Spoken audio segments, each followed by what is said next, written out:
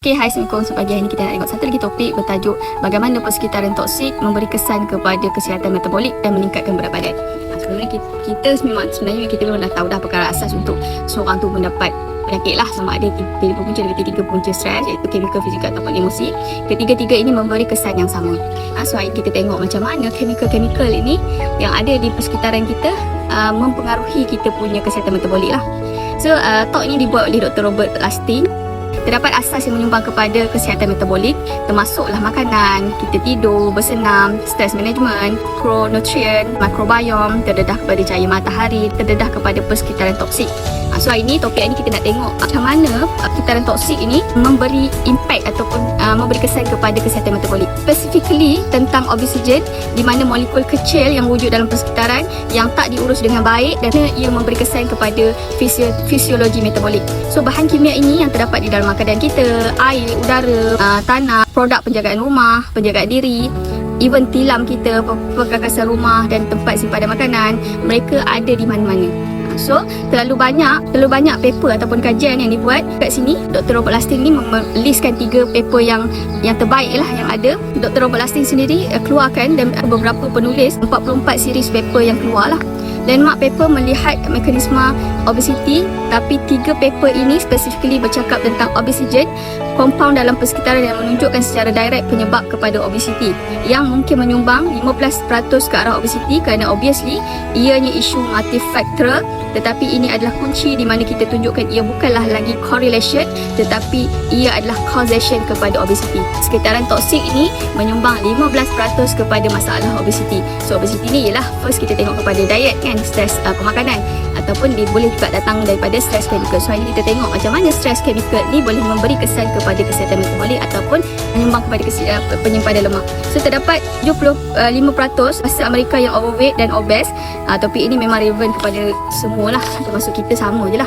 Persekitaran toksik ini, adakah chemical ini boleh memberi kesan kepada kita punya next generation ataupun keturunan? Sudah semestinya lah ya. Yang kita perlu aware lah. Topik ini juga penting lah dan ia tak dipedulikan.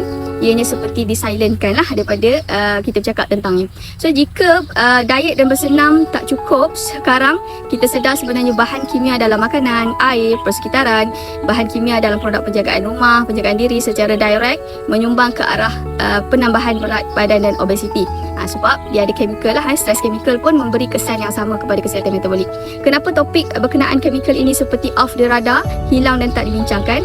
Well, benda ni sama lah, dia kata seperti kes seperti bahan kimia menyebabkan kanser dan ianya tak dibincangkan. So sebenarnya kita tak dapat nak lihat chemical ni dan kita tak dapat tentukan apa punca dan tak dapat pastikan apa penyebab dan kesan kecuali kita lakukan kajian berskala besar ataupun untuk bermula kerana kita tidak mendapat tajaan daripada mana-mana lah. So apa yang penting, kita mempunyai belief system yang percaya obesiti tentang terlalu banyak yang masuk dan terlalu sikit yang keluar dan ianya tentang kalori. Sistem sekarang ni hanya tertumpu kepada orang gemuk tu sebab kalori in kalori out, tanpa kita lihat benda-benda lain. Tapi MBB ni kita dah tengok tiga punca stres, sama ada physical, chemical ataupun emosi. Ketiga-tiga ini memberi kesan yang sama, itu dia menyumbang kepada pengumpulan lemak dalam tubuh badan lah. Kita percaya masalahnya berpunca daripada kalori. Habis kenapa dunia sekarang masih mencari chemical yang menjadi punca berat badan naik setelah segala chemical tiada kaitan dengan kalori? Kalau betul lah sebab kalori, sepatutnya benda tu selesai lah. Tapi kenapa benda tu masih tak selesai? Dan masih ramai lagi orang yang obes walaupun dah kira menggunakan kalori tu kan. Terdapat terlalu banyak sebab kenapa orang ramai ignore tentang ini. Tapi toksikologis yang tahu tentang ini, yang sudah mengkaji tentang perkara ini lebih 15 tahun. Dr. Robert Lustig kata saya aware tentang perkara ini sejak 2007. Dan National Institute Health specifically menaja kajian dalam bidang ini untuk cuba tentukan adakah ia benar-benar punca obesiti yang menjadi kebimbangan atau ia sekadar lencongan. Dan kajian ini yang baru sahaja dikeluarkan di mana 44 penulis, basic scientist dan clinician dalam biochemical pharmacology Real Journal, kan 48 muka surat, asasnya telah menyatakan ianya bukan lagi correlation tapi sebenarnya causation kepada obesiti. Maksudnya bila dia orang buat kajian memang terbukti bahan kimia ni menyumbang kepada masalah obesiti lah. Ia bukan semuanya tentang obesogen. Diet memang memainkan peranan utama. Bersenam masih supportive role, tetapi obesogen ini mungkin menyumbang 15 ke 20% masalah obesiti. Memanglah kalau kita tengok diet tu yang utama. Kalau diet tu duduk mengarut, memanglah orang tu gemuk kan. Untuk chemical ni memang dia menyumbang dalam 15 ke 20% untuk orang tu jadi obes lah. Part yang menyedihkan, kebanyakan obesigen ini kekal disebabkan oleh chemical dan ianya tak akan pergi. Walaupun kita terdedah dengan chemical ni, walaupun chemical tu dah tak ada, tapi still dia akan kekal dalam kita punya tubuh badan. Dan tentang endocrine disrupting chemical, dalam bahasa pendek DCS, term obesigen, perkataan ini mungkin barulah kepada kita orang ramai. Apa itu obesigen? Obesigen adalah chemical specifically drive fat cell accumulation, menyebabkan pengumpulan sel lemak lah dalam tubuh badan kita. Itu disebut sebagai obesigen. Pengumpulan lemak boleh terjadi dalam subcutaneous fat. Subcutaneous fat ni yang ni lah yang kita boleh tarik ni. Ini disebut sebagai subcutaneous fat. Ia boleh menyebabkan saya kelihatan gemuk dalam baju renang, dan ia juga boleh terkumpul di bahagian visceral fat, di mana kita punya belly fat ni lah, atau ia juga boleh dikumpul atau disimpan di hati ataupun di otot kita, dan ianya menyebabkan berlakunya penyakit kronik metabolik. Di obesigen adalah chemical yang mengikat reseptor. Reseptor adalah protein dalam sel yang mengambil maklumat daripada luar dan alter apa yang berlaku pada sel di dalam. Apa saja yang kita attach, dia sama saja, sama ada kita masukkan melalui mulut ataupun yang kita attach dekat kulit kita, sama je lah. Dia akan ada reseptor yang akan mengambil ia sebagai satu maklumat dan dimasukkan ke dalam sel kita. Dan proses ini menggunakan tenaga yang lebih dan akan menyebabkan lemak terkumpul, dan kita terpaksa bekerja lebih lah untuk menguruskan benda-benda asing ni. Sekarang obesigen juga kalorik seperti instant fructose, tetapi kebanyakan obesigen boleh dijumpai setiap hari, sama ada dalam rumah, luar rumah ataupun produk agriculture. Bagaimana tentang flame retardants, bagaimana tentang elektronik, bagaimana tentang pesticide, bagaimana tentang disinfectant, bagaimana tentang thermal paper, bagaimana pula tentang personal care product, contoh seperti lipstick, bagaimana tentang drug prescribed. Macam mana tu sebab terlalu banyak chemical, terlalu banyak kita terdedah kepada chemical ni. So macam mana ia boleh mempengaruhi kita punya tubuh badan. Dan semua ini mempunyai keupayaan untuk mengikat reseptor dalam badan, dan terdapat beberapa reseptor yang terlibat lah. Antara reseptor yang penting kat sini dilistkan lah, contohnya reseptor insulin, glucocorticoid reseptor, banyaklah term-term biologi ni disebut sebagai reseptor. Reseptor ni adalah protein yang ada dalam kita punya tubuh badan lah. Setengah chemical dalam persekitaran akan mengikat reseptor ini dan menyebabkan sel menukar cara memproses tenaga, dan proses ini menyebabkan anda menyimpan lebih banyak lemak lah. Ini adalah perkara real, dan puan paper itu bukan sahaja untuk menunjukkan mekanisme ini mempunyai kaitan dengan obesiti, tapi ia sebenarnya antara punca yang kita tak boleh abaikan lagi masalah ini.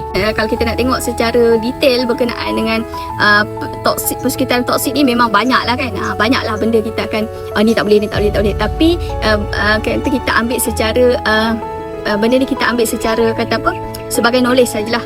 Sebab kalau kita nak tumpuk kepada satu-satu, kita akan jadi terlalu skeptikal untuk memilih semua bahan-bahan yang ada di sekitaran kita tu. Tapi kalau kita boleh elak, baguslah untuk kita, benefit lah. Tapi jangan jadi sampai terlalu stres lah dengan benda-benda ni, sebab dia menyumbang 15% kepada obesiti saja. Tapi dia still jugalah isu yang besar jugalah yang kita tak boleh nak abaikan. Ia mengubah cara tubuh badan hasilkan tenaga, adalah asas core pathway metabolic. Apabila ianya terganggu dan kita tak dapat hasilkan tenaga dengan betul dalam badan, itu menyebabkan kita menyimpan lebih banyak lemak. Ia perkara asas. Apa sahaja yang mengganggu proses penghasilan tenaga akan menyebabkan kita menyimpan lebih banyak lemak. So apa sahaja yang mengganggu proses penghasilan tenaga memang akan menyebabkan kita menyimpan lebih banyak lemak. Terdapat juga mekanisme lain yang terlibat seperti epigenetik dan DNA methylation.